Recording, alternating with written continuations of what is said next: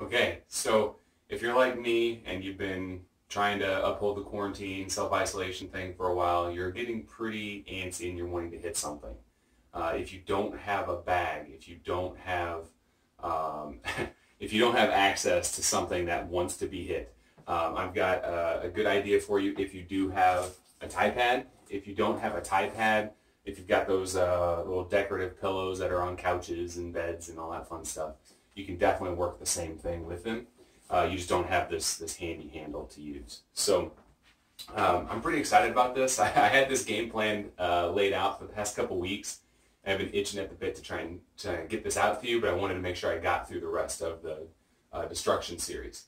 I got a few of you guys in mind, especially Derek, wanting to get the anger, the intensity out. So I'm hoping to make sure we can make this happen for you. So what I've been doing here lately is just sliding one hand in. I don't even bother with the second loop of Velcro. I just grab on here.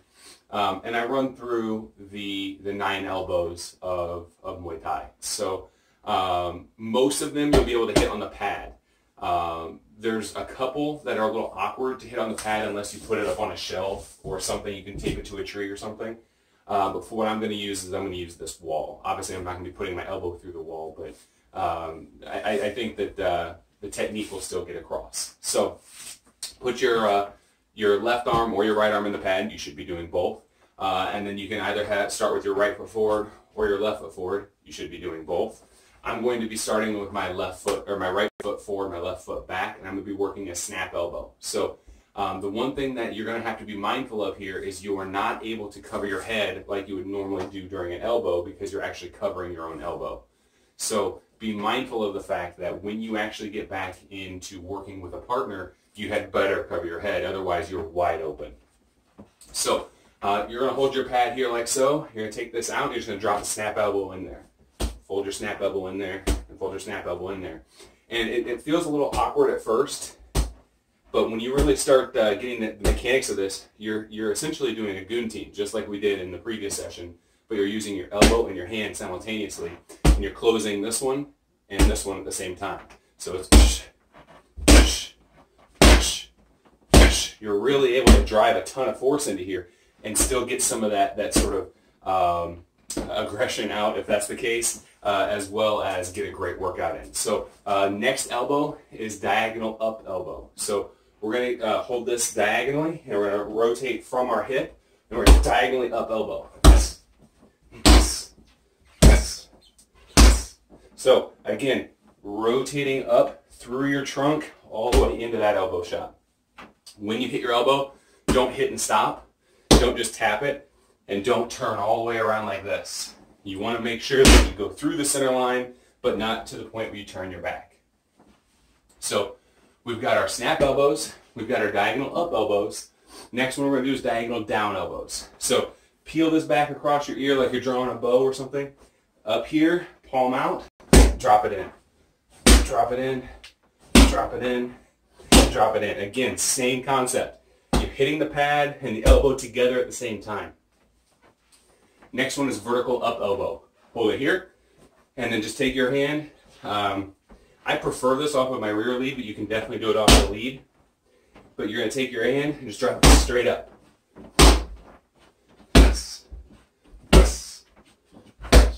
Okay?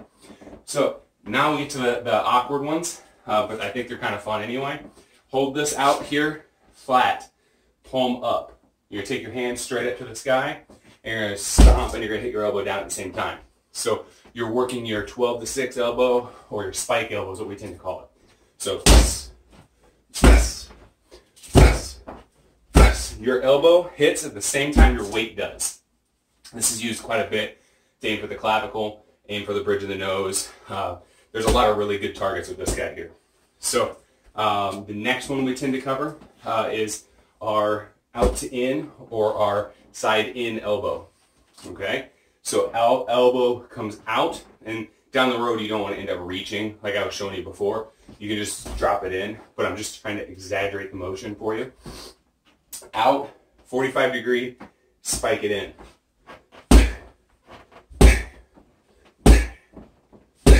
Okay? So you reach out, drop it in. You can definitely add your stomp with this as well. So this goes here, yes, yes, yes, yes. That way you're not just using your arm and your back to generate the power, but you're actually using your body weight as well. Next one we tend to cover is our spear elbow, okay? Our spear elbow is going to be very difficult to do with this in this position.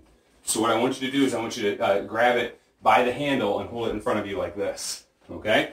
If you don't want to grab by the handle or you don't have a handle to grab, just hold the bottom of it. Your arm goes above it, you spear into it, spear into it, spear into it. So my arm aims high and I drop this in. Notice if I aim here, my elbow is going to hit my own hand. If I aim high, my elbow hits right on that bullseye. So you want to aim a few inches high so it drops right in. But that's this elbow here. Now if you don't like the sort of tension that you're giving yourself with this pad, then you can definitely do this. If you have that shelf, if you have something you can hit, that's a great way to work that one. Now, the next one we do is our side out elbows. Side out elbows can be down, or they can be low, or they can be high. Okay. When we do our side out elbows, it's going to be really hard to try and side out elbow this. Not everybody's as lanky as I am. They can't make that happen. So again, if you have a shelf, hang it on your shelf, tape it to a tree, and go to town. If you don't, what I want you to do is I want you to stand in front of a wall that you can hit. Okay? Obviously not with your elbow, because you'll be poking a hole through the drywall every time. So what I want you to do is I want you to drive this elbow through, and then right as you start to get close to it, you just rotate and slap the wall. 1, 2, 3, 5. Notice my elbow motion is almost exactly the same if I was going to hit my elbow here as opposed to if I do this. So you're not going to hurt your hand by slapping a hard surface, but you will hurt your hand if you start punching the hard surface or back fisting or whatever. So slap this surface, but don't hit with your elbow first. Rotate that through. And again, this is low. You can also go high with it. Bang. So I'm simulating this back elbow here, but I'm slapping that hand there. So same thing obviously can be done on this other side. Okay?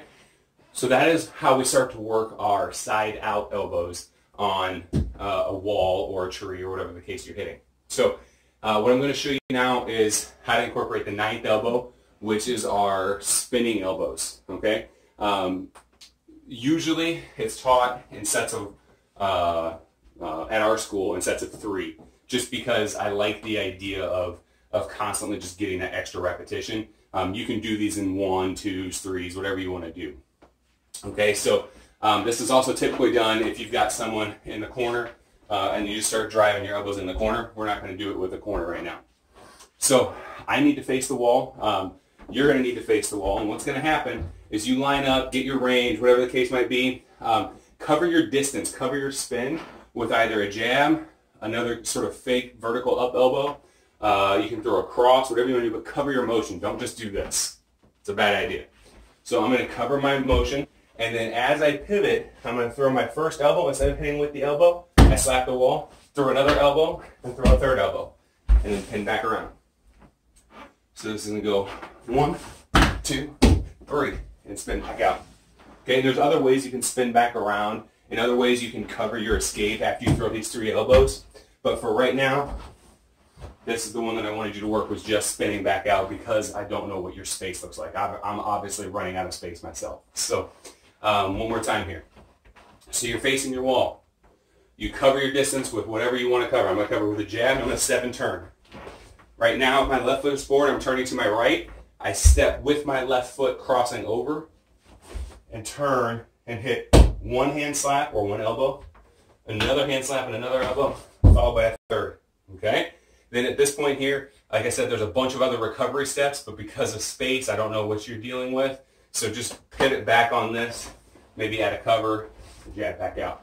If I want to go to my left, with my left foot forward, I'm going to cover this and step through with my right, hit 1, 2, 3, and then I'm going to just spin back through and cover again.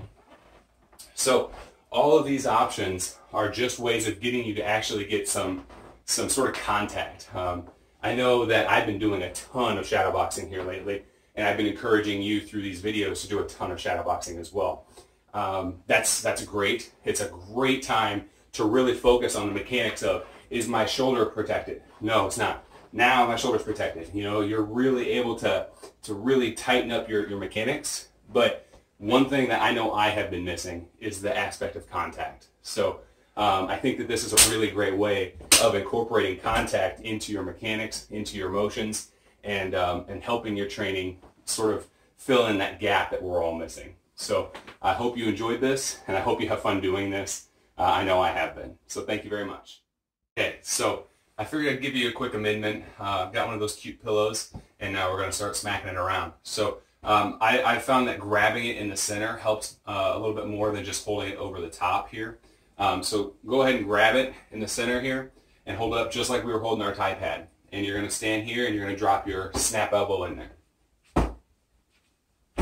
Right? Then we have our diagonal up elbow.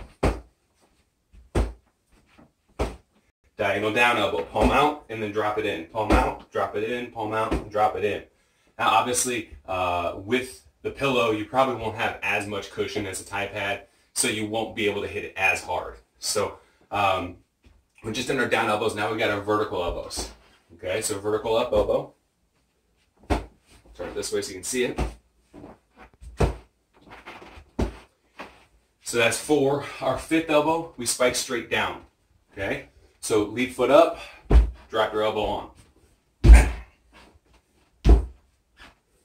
Good. 6th elbow comes in, 45. 2nd in elbow. Good. 7, we usually go with the spear elbow. So with the spear elbow, again, not everybody's as lanky as I am, so this will be a little bit harder for everybody. But go ahead and try and hold this out as far as you can with one hand. Put this hand above it and spear that shot in there.